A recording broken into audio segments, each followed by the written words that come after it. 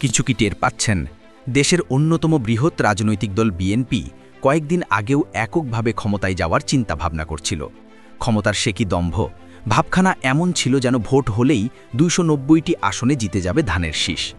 কিন্তু এখন আর সেই চিন্তা নেই। এখন তাদের চিন্তা হচ্ছে নাহিদ, নুরুল হক নূর, বাবুনগরী প্রয়োজনে আওয়ামী লীগের সাথেও জোট করে হলেও ক্ষমতায় যেতে হবে। এদিকে জামায়াতে ইসলামের নীরব বিপ্লব ঘটে গেছে।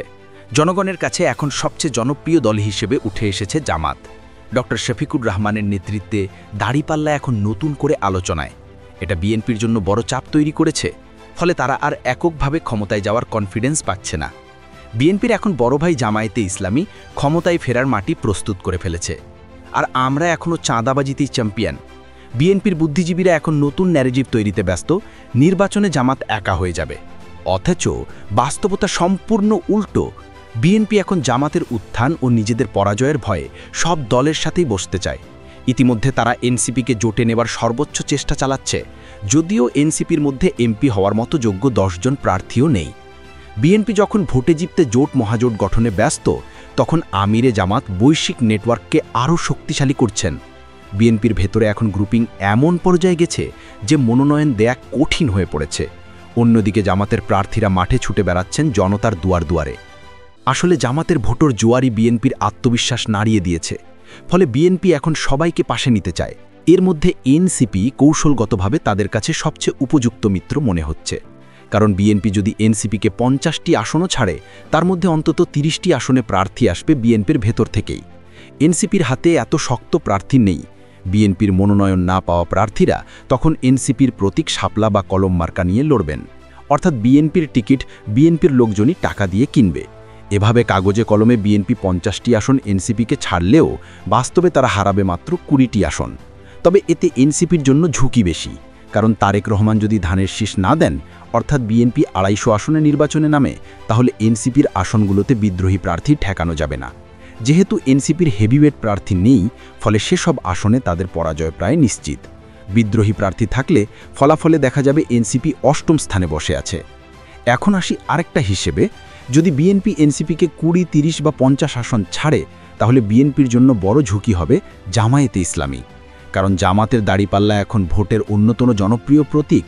এই জামাতের কারণেই বিএনপি এখন বৃহত্তর জোট গঠনে মরিয়া।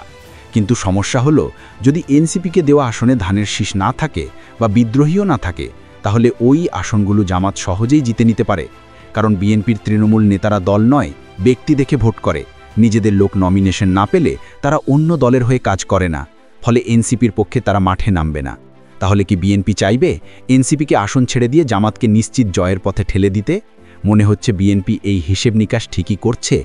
তাই মিত্রদের আসন ছাড়ার ক্ষেত্রে বিএনপি চাইলেও বেশি ছাড় দিতে পারবে না।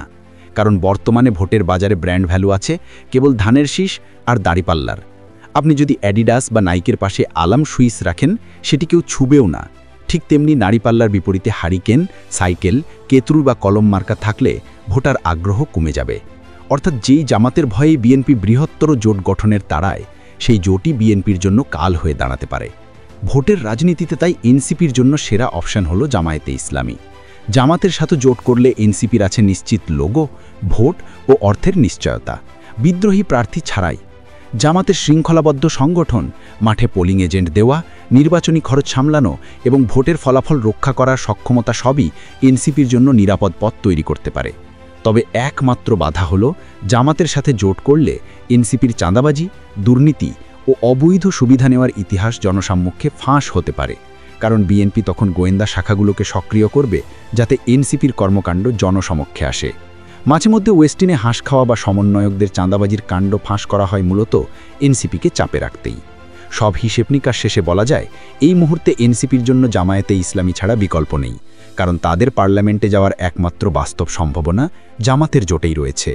দর্শক, আপনার কি মনে হয়? নিচে কমেন্টে জানান। আর এই চ্যানেলে নতুন হলে অবশ্যই সাবস্ক্রাইব করে বেল আইকনটি চাপুন।